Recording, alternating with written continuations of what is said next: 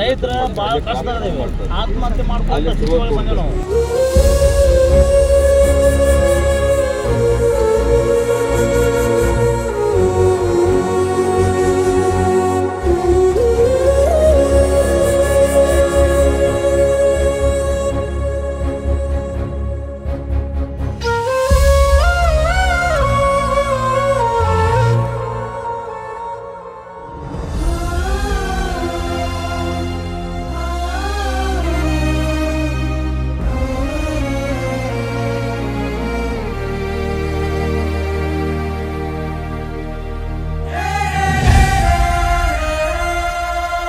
ಭಾಳ ದೊಡ್ಡ ಪ್ರಮಾಣದಲ್ಲಿ ಲಾಸ್ ಆಗಿದೆ.